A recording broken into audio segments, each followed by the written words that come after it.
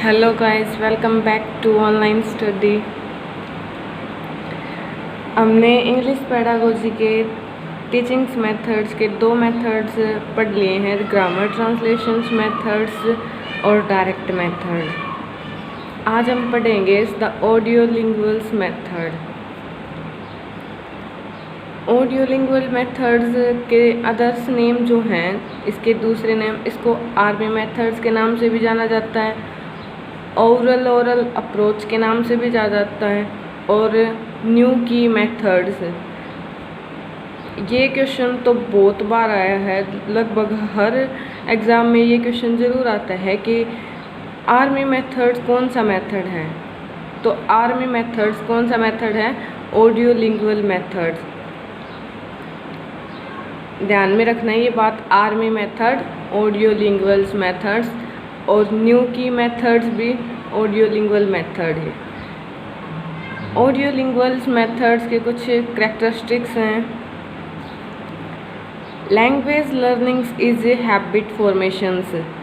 भाषा को लर्न करने की हैबिट फॉर्मेशंस हो जाती है, आदत बन जाती है बच्चों में भाषा को लर्न करने की, सीखने की।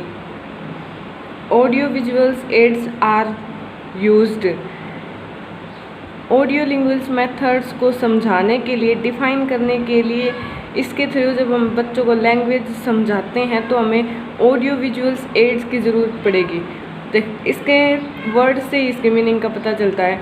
ऑडियो मतलब लिसनिंग, विजुअल मतलब जिसे हम देख सकें, तो जिसे हम देख भी सकें और सुन भी सकें, ऐसा कुछ इंस्ट्रूमेंट हो जिससे हम पढ़ा सकें। जैसे कि प्रोजेक्टर होता है, उसमें हम पिक्चर्स भी देखते हैं और साथ साथ उसमें लिसनिंग भी करते हैं। तो इसमें ऐसे ही कुछ ऑडियो विजुअल्स इंस्ट्रूमेंट की ज़रूरत पड़ती है इस मेथड से लैंग्वेज को लर्न कराने के लिए। Major focus on pronunciations. जो लैंग्वेज का जो प्रोनाउंसिएशन है, जो हम उच्चारण करते हैं, उस पर ज़्यादा फोकस दिया गया है। Vocabulary is taught in context. जो हमारी विषय वस्तु होती है ना, जो हमारा कंटेंट होता है, उसी के थ्रू जो अपनी वोकैबुलरी है वो पढ़ाई जाती है, जो अपना वोकैब है वो डेवलप्ड होता है। Student advise to learn the English line by line. जो हमारा ग्रामर ट्रांसलेशन मेथड था ना, उसमें क्या था कि टीचर्स वर्ड को पढ़ेगा, वर्ड बाय वर्ड्स सेंटेंस को पढ़ के उनका मीनिंग बताएगा। लेकिन जो ऑडियोलिंगुअल्स मेथड है, उसमें student advise to learn the English line by line. Teacher एक लाइन को पढ़ेगा, पूरी लाइन को, और फिर उसका मीनिंग बच्चों को समझाएगा। यह पूरे सेंटेंस के थ्रू समझाया जाता है। Repetitions of phrases and sentence. किसी भी सेंटेंस का या फ्रेज का बार बार रिपीटेशन होता है। Learners will copy the teachers. जो लर्नर्स हैं, जो सीखने वाले बच्चे हैं, जो अधिगम करा रहा है टीचर्स, उसको कॉपी करेंगे। जैसा जैसा टीचर करवाता है, लिखवाता है या बोलता है, वैसा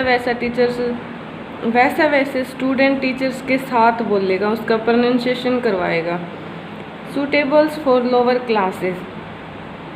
यह जो ऑडियोलिंगुअल्स मेथड है, यह लोअर क्लासेस के लिए काफ़ी सूटेबल है, प्राइमरी लेवल तक।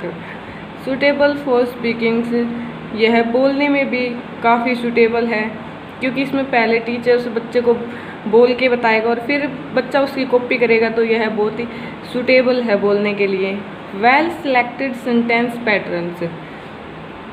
जो अपना ऑडियोलिंगुअल्स मेथड है ना, उसमें वेरी इंपॉर्टेंट सिलेक्टेड सेंटेंस होते हैं। इसमें कोई भी एक्स्ट्रा चीज़ नहीं होती है, तो इसका जो पैटर्न होता है सेंटेंस का, वो वेल सिलेक्टेड होता है। अब आपको पता है किसी चीज़ के अगर कुछ मेरिट्स हैं ना, तो वहाँ डिमेरिट्स भी होंगे। हर चीज़ के कुछ फ़ायदे हैं तो उसके कुछ नुकसान भी हैं। तो डिमेरिट्स क्या हैं? Listening and speaking focused. इसमें सिर्फ लिसनिंग और स्पीकिंग पर ही फोकस रखा जाता है, जबकि राइटिंग और रीडिंग को बिल्कुल इग्नोर कर दिया जाता है। तो इसलिए यह इसका सबसे बड़ा डिमेरिट है कि लिसनिंग्स एंड स्पीकिंग्स फोकस्ड।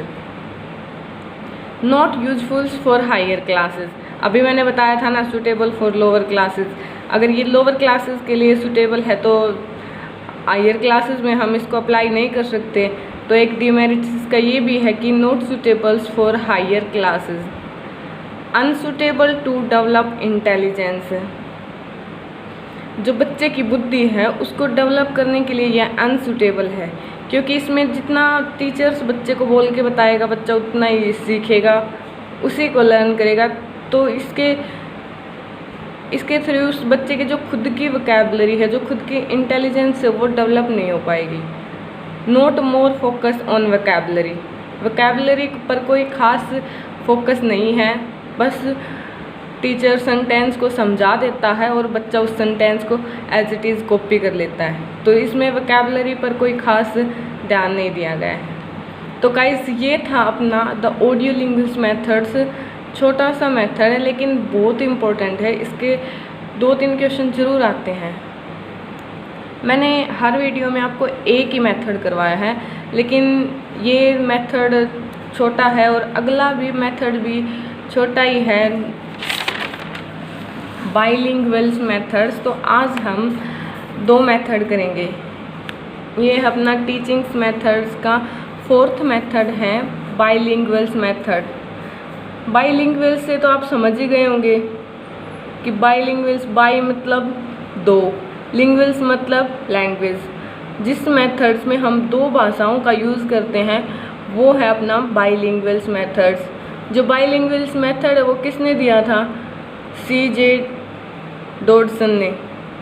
ये याद रखना, क्योंकि किसी भी मेथड्स के उसने जिसने दिया था उसका नाम नहीं है, लेकिन इस मेथड्स में इसका नाम दिया गया क्योंकि ये इम्पोर्टेंट है। तो यह किसने दिया था? C.J. डॉडसन ने। और ये जो C.J. डॉडसन थे ना, अगर पूछ भी ले तो ये यूके के थे, यूके के थे, ये भी याद रख लेना, क्योंकि हो सकता है ये भी आपसे पूछ ले कि जो बाइलिंगुअल्स मेथड दिया था C.J. डॉडसन ने वो कहाँ के थे, तो ये यूके के थे। बाइलिंगुअल का अर्थ क्या है? 2 भाषा, इस विधि में पढ़ाने के लिए 2 भाषाएं प्रयोग की जाती हैं, एक अंग्रेजी भाषा और दूसरी जो व्यक्ति जहाँ का है उसकी क्षेत्रीय भाषा या उसकी मातृभाषा। तो इस मेथड्स में हमेशा 2 भाषाओं का यूज़ होगा, क्योंकि जो अपनी टारगेट लैंग्वेज है ना, जो टीचर्स बच्चों को पढ़ा रहा है, उसको समझाने के लिए टीचर्स उसकी क्षेत्रीय भाषा यानी कि उसकी मदर टंग का यूज़ करेगा। आगे देखते हैं इसमें। In this methods 2 language are used, देखो यही बताया था मैंने अभी। In this methods 2 language are used, 2 भाषाओं का प्रयोग होगा। Target language is that which we learn by mother tongues, जो अपनी टारगेट लैंग्वेज है जिसे हम सीखते हैं उसको हम मदर टंग के द्वारा सीखेंगे, जो अपनी मातृभाषा है उसमें सीखेंगे। नेक्स्ट पॉइंट क्या है कि it is the combination of direct methods and grammar translations methods. यह कम्बिनेशन है डायरेक्ट मेथड्स और ग्रामर ट्रांसलेशन मेथड का। लेकिन ग्रामर ट्रांसलेशन मेथड में क्या था कि अध्यापक वर्ड बाय वर्ड मीनिंग बताता था बच्चों को, लेकिन इसमें ऐसा कुछ नहीं है। इसमें teachers word by word meaning नहीं बताएगा, ठीक है। तो ये डायरेक्ट मेथड्स और ग्रामर ट्रांसलेशंस मेथड्स का कॉम्बिनेशन है। आगे कुछ फीचर्स हैं बाइलिंगुअल्स मेथड के, देखते हैं। Word to word translations not done, अभी बताया था मैंने कि वर्ड टू वर्ड ट्रांसलेशन नहीं होगा।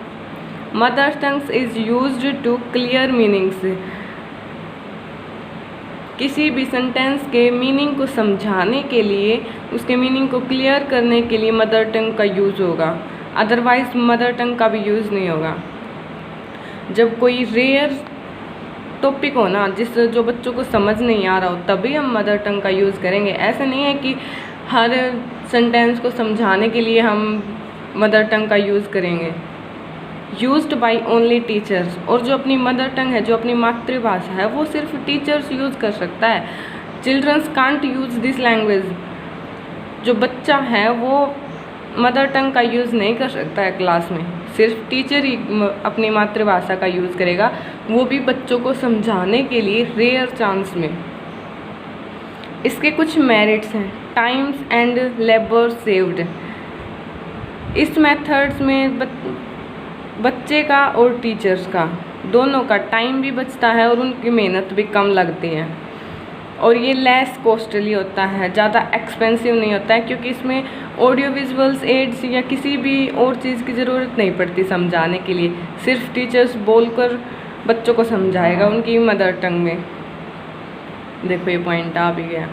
Audio visuals aids are not compulsory. जो ऑडियो विजुअल्स एड्स है वो कंपल्सरी नहीं है इस लैंग्वेज को समझाने के लिए, इस मेथड को समझाने के लिए, sorry. Stress on speech practice.